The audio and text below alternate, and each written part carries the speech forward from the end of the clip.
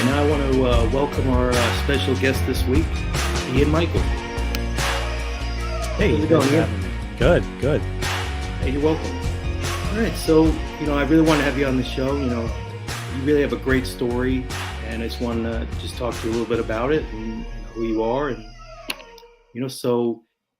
I'm a drug counselor. I don't know if people watching know that.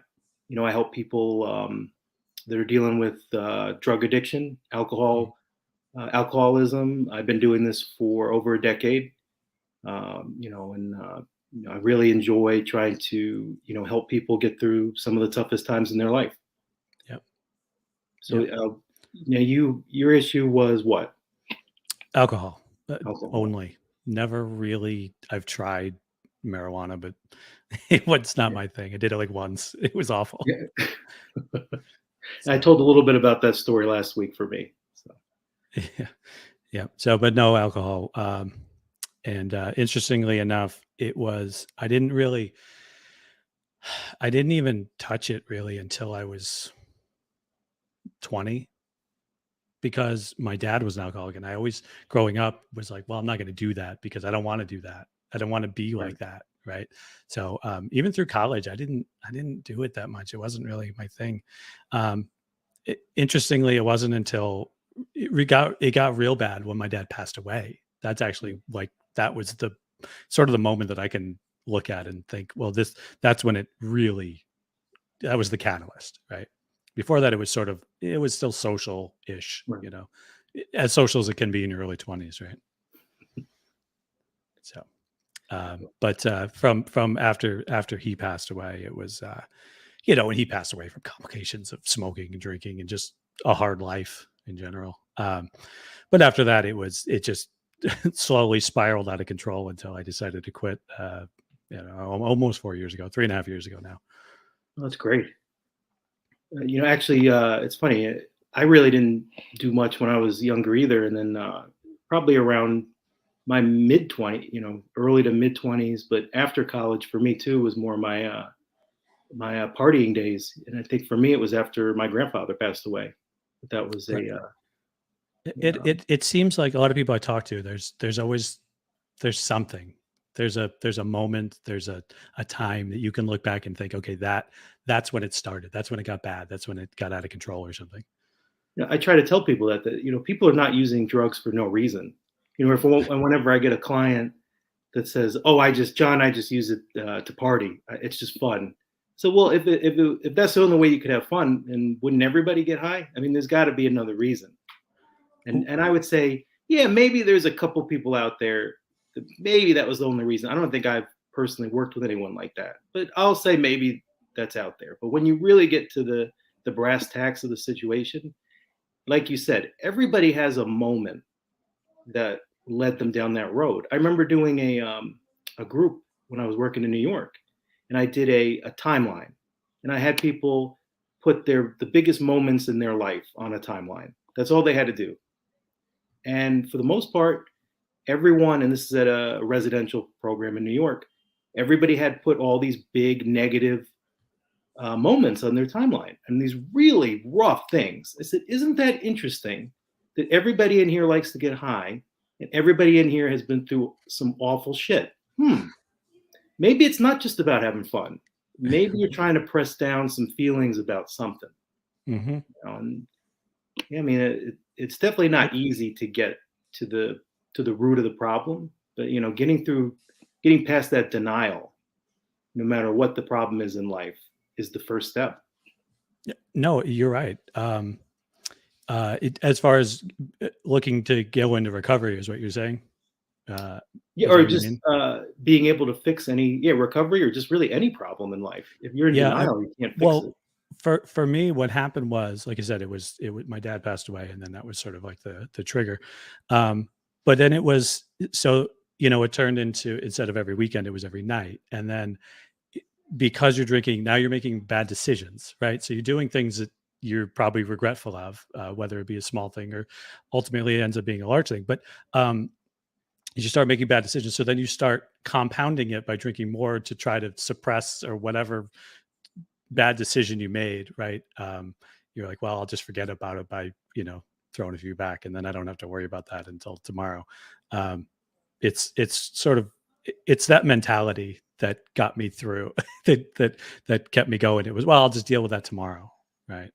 Yep. Uh, I'll deal with that next week or whatever. Right now, I'm just worried about this, right? Um, but yeah, so it was just, it's sort of like I said, it's compounded. It's just, I made this bad decision, so I'm going to drink, so I don't have to worry about that bad decision, and then you just make more bad decisions, and it's Yeah. It just, ultimately just completely spirals out of control, and you look at your life and you go, what has happened? It's like, I don't know if you're familiar with Chuck Palahniuk, but he wrote Fight Club. So if you've ever seen Fight Club, yep. it all of his books, I used to be a big fan of his books, and all of his books start the same way. They start with this very simple concept, like Fight Club. You're like, okay, there's two guys who, I don't know, they've got terrible lives and they like to just punch each other, right? But by the end of the movie, you're like, how in the world did we get here from where Right. we started? Right? Because I don't want to, at this point, I guess it's not a spoiler, but the end of the movie, it's not anywhere near where it started. And that's the same way with this, right? It's like you started out, you're like, okay, I'll just have a couple of the weekends or when I get out of work or whatever. And then by the end, you're like, this isn't so far from where I started. It's not even the same person. So Yeah.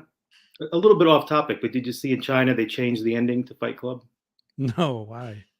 because the ending was too, I guess, against the establishment. Like where they blow up all the credit card or the Right. financial buildings and all that stuff? Yeah. Yeah, they changed it to where the Fight Club people were arrested before they could blow anything up, and happily ever after. Okay. Interesting. I thought it was funny because people here in America were offended by that we changed the ending, or that China changed the ending to that movie. But there's so many things in America where we're editing what people said and Yeah, trying to no kidding. quiet them. So people are more offended about a movie than actually trying to silence an actual person. I thought that was interesting. Yeah. But, so back to what we were talking about. Yeah, it just kind of piles on. I've told my clients before. One of the good things about going through addiction and going through those tough times, there's no mystery of where it's going to lead to. You're already No, you know there's no happy ending, right? right. There's no, yeah, exactly. There's no like, well, maybe this will work out. Maybe heroin will work out well. It won't. Right, right. I mean, So, like I said, I mean, that's I've never done that, oh, but right, right, I know enough of reading things, and no, there's no happy ending. It's not a fairy tale. right. Yeah, I wasn't saying you used it, but No, and there's not even like a middle ground. There's not even like, well, it'll be okay, right? right. No, it's Yeah. gonna crash and burn. There's no doubt about it. No, no doubt. I've, so I've been really surprised at hearing people say fentanyl is their drug of choice. If you told me that 5 years ago, I was gonna say 10 years ago, even 2 years ago, I remember when fentanyl started, becoming a thing, it would be laced with, you know, other drugs would be laced with fentanyl. But now to have people say that fentanyl is their drug of choice is Yeah, really I scary. don't know much about it, but from what I know, it's extremely deadly and Yeah. uh, just really really bad. But again, I don't know much, but But the thankfully, psychology of the drug use, I think, is similar, whether it's alcohol oh, or whatever it is. there's no doubt. You're just trying to eat. Well, two things in my mind. And to be cliche, chasing the dragon, right? You're always trying to. You had a good time doing it once, and you want to just continue that forever. And suppressing demons, right? So there's chasing dragons and suppressing demons. In my mind, those are the two main things. No matter what it is, what addiction it is that you have, that's what you're doing, whether you want to admit it or not. I, I don't think there's any argument in that. No, no, there isn't at all. Yeah, I mean, I really can't say it any better. You're chasing the dragon. You're a big pet peeve of mine is when people war story or glorify the past. I mean, yeah, we'll tell stories on the show. Last week we told some stories for St. Patty's Day, but it has to come back to that this was a bad thing for me. Mhm. When people just glorify and war story in such a happy, positive way, that's like, well, do you really want to stop? If you really look at that as your your glory days, so to speak, you know, do you really want to stop? I mean, it's going to get you if you always look at that, like you said, maybe that one party or something that you grab onto, and you forget the million other things that having to be brought back because of Narcan, having, Mhm. throwing up, losing all your money, losing your family, losing your relationships, losing your kids, losing Mhm. your job, losing everything, and you cling to one party or whatever it is. That's what gets people to relapse. Well, So I don't know. it's interesting you say that. I'm gonna jump on that for a second because, um, for me, what I noticed when I quit was that the highs weren't as high, but the lows were not as low. So you had to learn to live like, let's say, I don't know, going to the movies, right? Something simple like that. If you did it while you were drinking or high or whatever, it was like, let's say it was up here, right? It was super fun. But now that you're not doing it, it's maybe not quite as fun, but it's good. It's still good, but the lows are not as low. Right. Like when you're down, you're not you're not that bad anymore. Like when you're sober, right? I mean, it's not. It's the lows are really bad, right? So I think that goes to what you were saying. People are like, oh, but what about that one party? But because when you're using and the highs are way up here, right? You're having such a good time, and that also goes to another thing that I found out is like you kind of have to learn how to live. I don't know if that's really the right term, but like doing the things that you would always do, right? So like, you'd come home from work, and maybe you'd go right to your fridge and grab a beer, and that's what you would do, or whatever, smoke your joint or whatever it is that you did when you got home. Well, now you come home and you don't do that anymore, right? So it's like you kind of look at your walls and you're like, well, this place looks a little funnier now, right? It's Yeah. like what do I do now? Do I go get a glass of water instead? Or what? It's kind of like it's this weird. So you kind of you got to learn how to live again, almost. I think that's a great way to put it. I've talked to my clients a lot about that. Life is not going to be fun and exciting all the time. One of the biggest triggers, we talk about, when I think of the biggest triggers for relapse and for drug use, money, holidays, anniversaries of things, both good and bad. But one of the big ones is boredom. Very simple one, boredom. The living a good life a lot of times can be, I guess I would, try to look at it more positively. But when you break it down, a lot of good lives can be kind of boring. You know, the excitement tends to be attached to the adrenaline rushes of things that a lot of times are dangerous or, what have you. So, you know, trying to change that label where boring doesn't have to be such a bad thing. What is it that we're running from that we feel like we have to have excitement and fun, all the time? I've always been very jealous of my dad that he's that guy that could, like clockwork, he could wake up the same time, go to bed the same time, you know, never seen the guy depressed no matter, how bad things, whatever bad things happen, and I've Mhm. always been kind of jealous of that. I think part of my psychology is I'm always kind of looking for that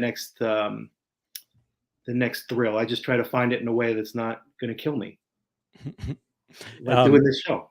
you're 100% right because for me, one of the biggest triggers early on, and I guess it still is. I mean, I don't have too many anymore, but early on was being alone with nothing to do. Because my greatest support is my family. And if they're not here, let's say they went out of town or whatever, I'm just here on a weekend. There's really nothing. I'm not working. I'm not, that's when the thoughts start creeping in, right? Uh, and so you're right. There's absolutely something to be said about boredom. Well, idle hands are the devil's work, right? I Right. mean that the saying is a thing for a reason, because it's 100% accurate. If you're sitting there doing nothing in your house, um, especially, I mean, for me, if nobody's around, you're like, well, nobody would know, right? I mean, there's nobody here, you know. Um, but um, that also goes to one of my sayings I have is, the real you is who you are when nobody's looking, right? So when there's nobody Yeah. around, that's who you are. Your decisions you make when there's nobody watching you are really that's that's you. Which I think is the definition of integrity, Is it? is how You is how might be you right. act. when nobody's looking. Yeah. You know, And I mean, you boil that down to addiction, and it's so true. When nobody's there to tell you yes or no, and you've got to just look in the mirror and make your own decisions. That's the real you. That's it, whether you like it or not. yeah, I tell people that all the time. I said, if you're just doing the right thing because I'm telling you to do it or because you're going to get in trouble, well, what are you going to do once you're out of the program? I'm not going to be there. There's not going to be a director or principal, so to speak. There's not going to be teacher, counselor, caseworker, whatever it is. They're all going to be gone. It's going to be you and the world. Mm-hmm. And how Yeah. are you And going those to people are probably not going to be successful, yeah. unfortunately. I mean, it's a sad fact, but yeah, if they're only doing it because there's a watchful eye sitting on their shoulder here, probably not going to work.